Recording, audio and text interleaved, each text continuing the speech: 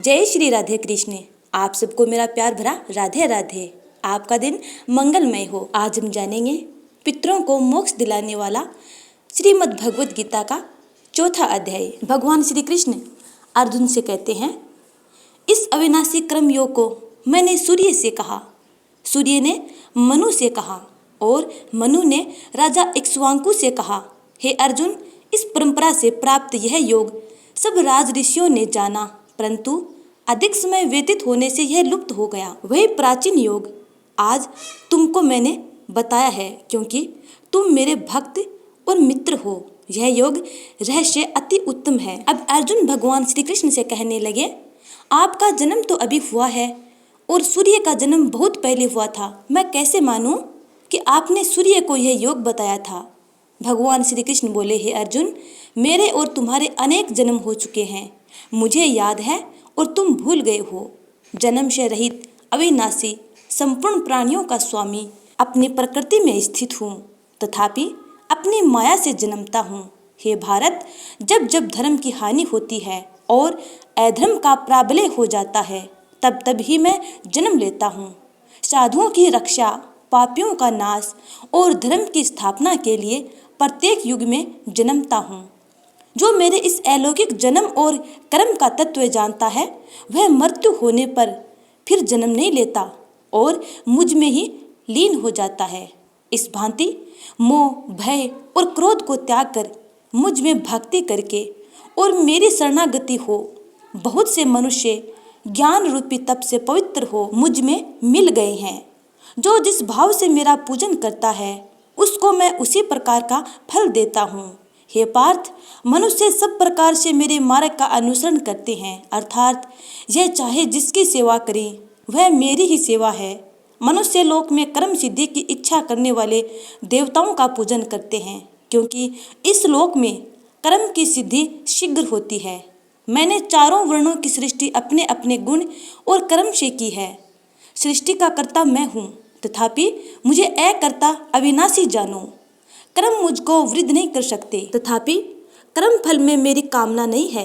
इस प्रकार जो मुझको पहचानता है, वह कर्मों के बंधन में नहीं पड़ता। अतएव पूर्व पुरुषों के लिए हुए कर्म को तू भी कर।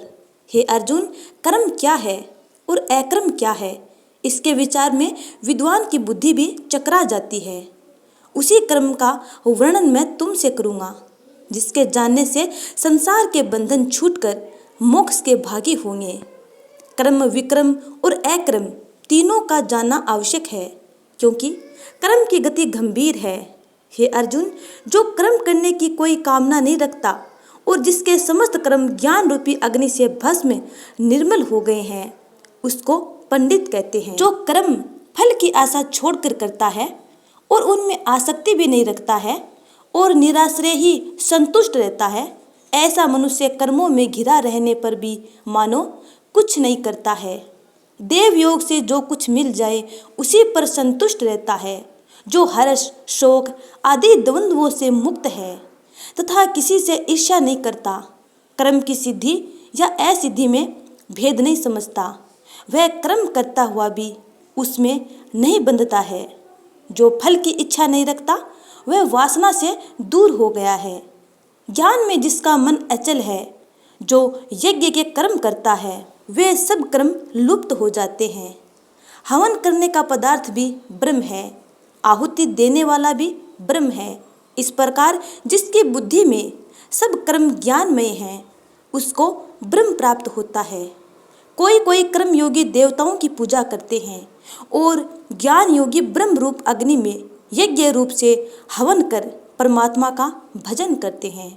कोई ऐसे हैं जो अपनी इंद्रियों को तथा कर्मों को संयम रूप अग्नि में होम देते हैं, और कितने ही इंद्रिय रूप अग्नि में इंद्रियों के रूप, शब्द आदि विषयों को होम देते हैं। कितने ही लोग इंद्रियों के सब कर्मों को और प्राणों के कर्मों को आत्मज्ञान से प्रज्वलित संयम रूप अग्नि में होम देते हैं।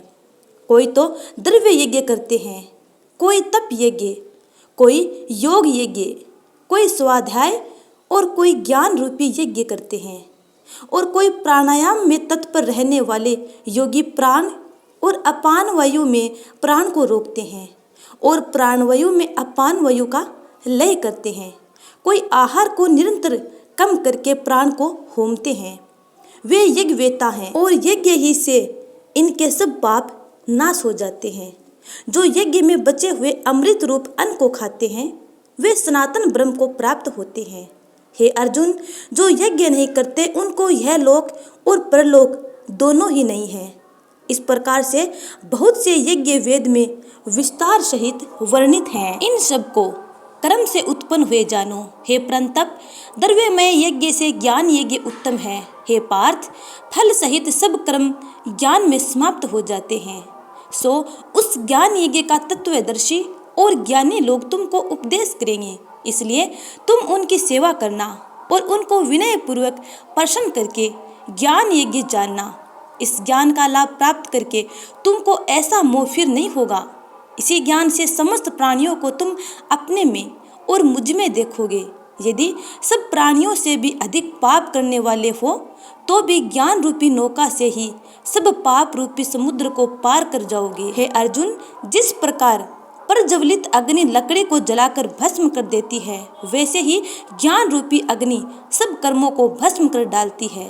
इस लोक में ज्ञान के समान पवित्र और कुछ नहीं है। यह ब्रह्म बहुत काल पर्यंत कर्म योग से सिद्ध हुए पुरुषों को अपने आप ही प्राप्त होता है।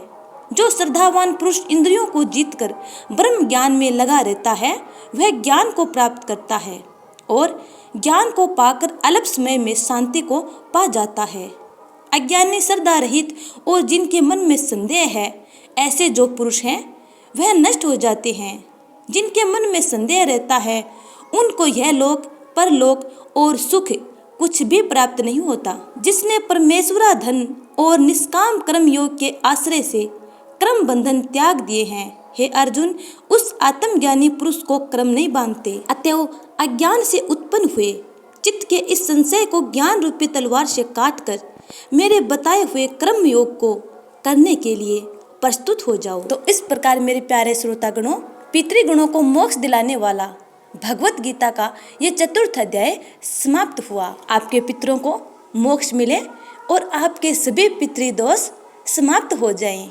उम्मीद करती हूँ कि आपको ये वीडियो अच्छा लगा है। यदि अच्छा लगा है तो लाइक कमेंट कर चैनल को सब्सक्राइब कर बेल आइकन को जरूर दबा लीजिएगा ताकि आने वाली वीडियो का नोटिफिकेशन आप तक टाइम पर पहुँच जाए। अगले वीडियो का इंतजार करना। तब तक के लिए जय श्री कृष्ण।